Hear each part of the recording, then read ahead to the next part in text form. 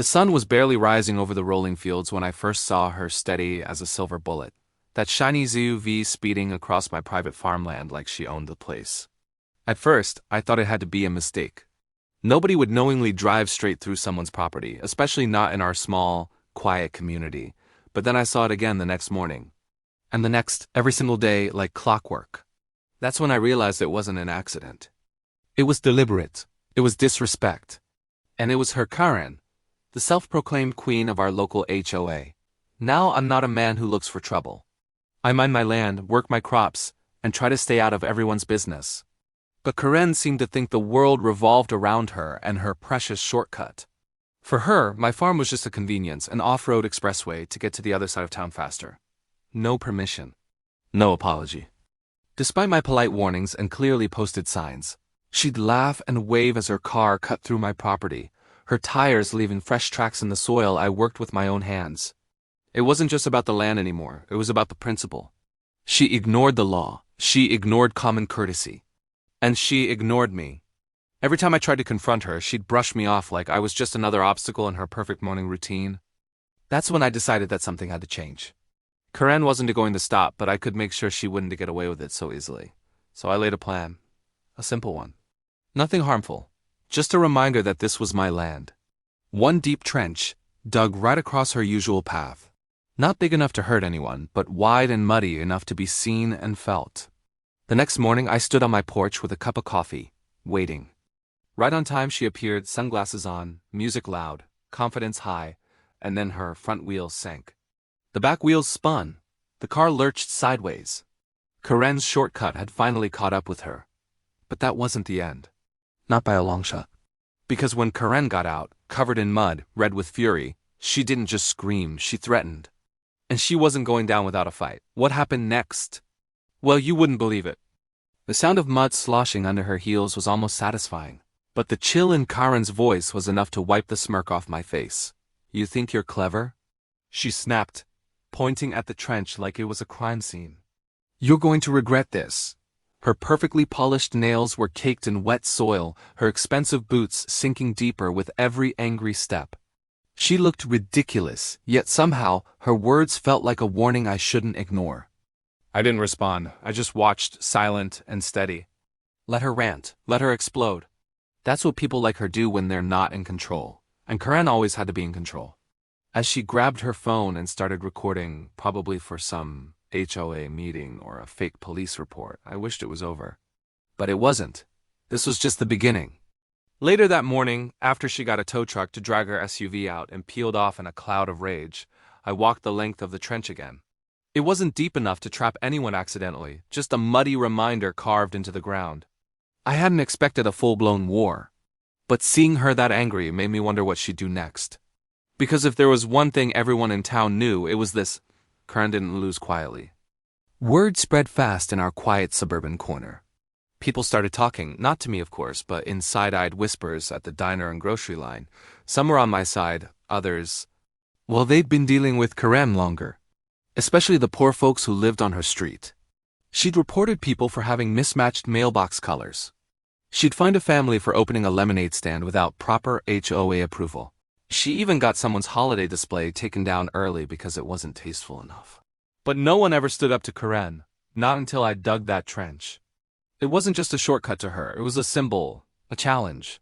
And judging by the truck parked outside my gate, the next afternoon city logo printed clean on the side, she wasn't done pushing back. Two men stepped out, clipboards in hand, glancing at the fresh dirt. The taller one asked if I'd obtained a grading permit. I stared at them, a sinking feeling settling in. Of course she'd reported me. From the porch, I could see Karen's house across the field. Curtains pulled back, as if she'd been watching the whole thing unfold. For the first time, I wondered if I'd underestimated her, and what she was really capable of. Because this wasn't just about a muddy trench. This was war. I didn't sleep much that night. Every time I closed my eyes, I saw that smug glare from Karen's window, like she was already planning her next move. The city inspector's visit had shaken me more than I wanted to admit. Sure, the trench wasn't deep enough to be dangerous, but unauthorized land grading wasn't a small issue. It made me wonder how far she'd go to make a point. The next morning, before the sun rose, I walked along the boundary where my land met the neighborhood street. I noticed fresh tire tracks, not the random wide turns of Karen's SUV, but a dirt-streaked path made by the city truck. They checked the property line carefully. They were looking for violations.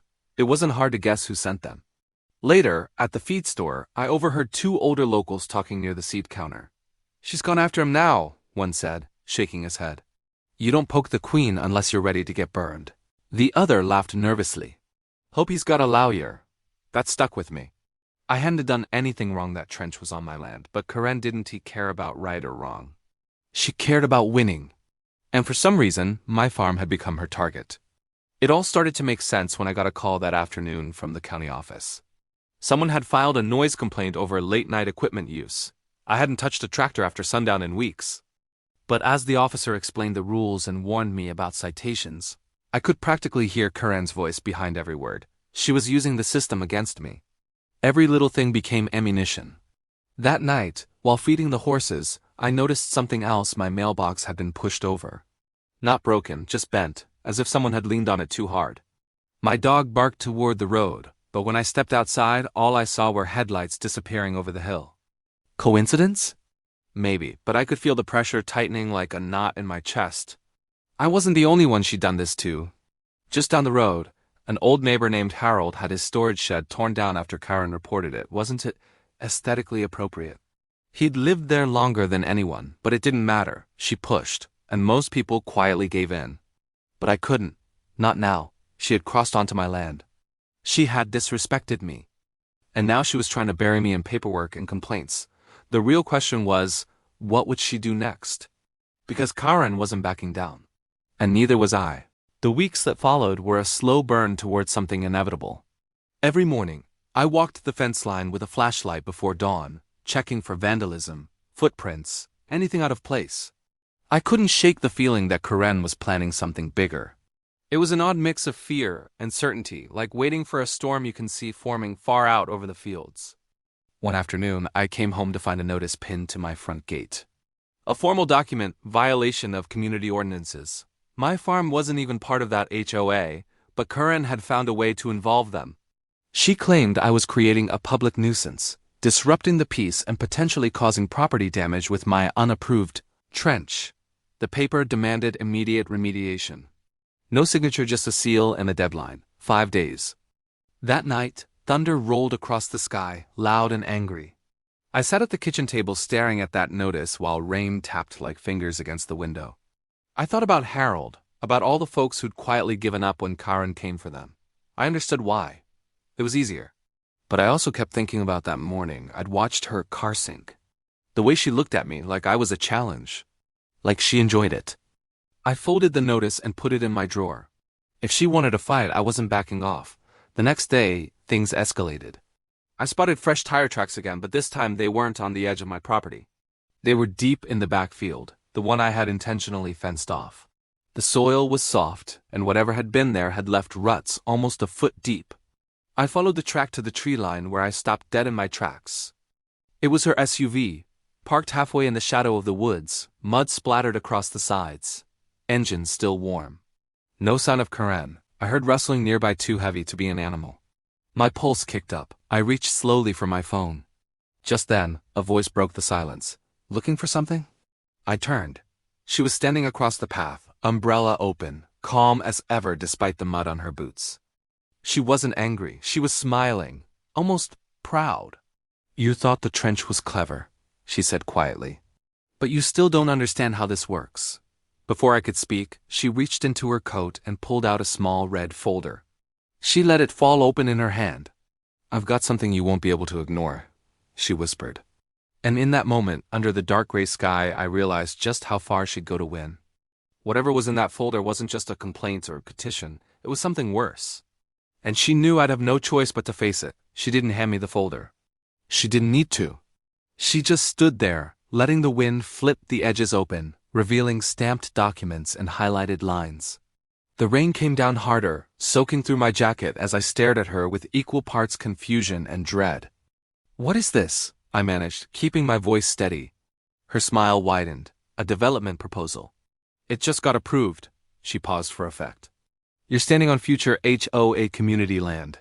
"My land," Time seemed to freeze, and the world around us blurred into shadows and rain. I stepped closer, careful with every move, my boots sinking slightly into the damp earth. That's not possible. This is private farmland. I've owned this place for years. But the moment I said it, doubt crept in. I hadn't checked the boundary lines in ages. I had always trusted the old markers. Karen's eyes sparkled with something cruel. You should see the revised maps. Zoning has changed. A new road's been planned for months. You just didn't know. That trench, her deliberate path across the land. The complaints, the threats, it all clicked. She hadn't just been trespassing, she was pushing, testing, waiting for me to react. And now she was claiming she had the paperwork to take it all. I reached for the folder, but she pulled it just out of reach. No need to grab, you'll be notified soon. They'll start surveying next week. Then she turned and walked toward her SUV like she'd just dropped a bomb in my lap. For a long moment, I stood there frozen in the field. The sound of her engine starting was distant, muffled by the storm. My heart thudded unevenly in my chest as I replayed her words. Asterisk future community land. Zoning changes. Approved. Asterisk she wanted me off this land and she'd found a legal way to do it. I rushed home, mud splashing with every step. Inside, I pulled up county records on my old desktop, hands shaking as I clicked through links and documents. It didn't take long to find what I was looking for and what I dreaded. A new amendment had been proposed. A stretch of private farmland was being evaluated for suburban redevelopment. The outline matched my property line almost exactly. But it was still under review, not final. Not yet. I leaned back, feeling the weight of it all settle on my chest. This wasn't just about Karen in a trench anymore. She was trying to erase me from my own land. And she wasn't playing fair, but what she didn't know was that I had my own secrets. And I wasn't done fighting, not even close. I didn't sleep after discovering the zoning plans. I waited for dawn to break, then drove straight to the county office, boots still caked in mud. Inside, the receptionist pointed me to planning and development. I walked in, swallowing my nerves. A tired-looking clerk pulled up the paperwork with a sigh. You're the landowner on Harrow Road? He asked, flipping through thick files. We've had a lot of calls about this. He paused and adjusted his glasses. But something strange happened this morning. My pulse spiked. What do you mean? He turned his monitor so I could see. The proposal was withdrawn, effective immediately. I blinked. Withdrawn by who? He clicked through some records. The originator. Karen Morton. Signatures here. He pointed to a line with her sprawling cursive signature. Then he shrugged. Looks like she canceled the development. Says she was misinformed. My heart raced with disbelief. Karen withdrew the proposal? After gloating in the rain? None of it made sense. I drove home slowly, thoughts spiraling. Had she faked it all just to push me? Or did she lose her leverage somehow? By the time I reached the farm, the air felt different, lighter. But I knew this wasn't over. Not yet. As I rounded the bend, I saw her SUV parked in the middle of my front yard again. Except this time, the hood was up and steam curled into the crisp air. Karen was standing there, coat wrapped tight around her, her face pale. She waved me over hesitantly. You win, she said softly when I approached. Her voice lacked all the bite I had come to expect. I'm done. What changed? I asked, wary but curious. She hesitated. The trench. The complaints. Everything. It was supposed to be a power move. I thought I could force the county to fast-track the zoning. But the company backing the development pulled out yesterday. Too risky, no public support.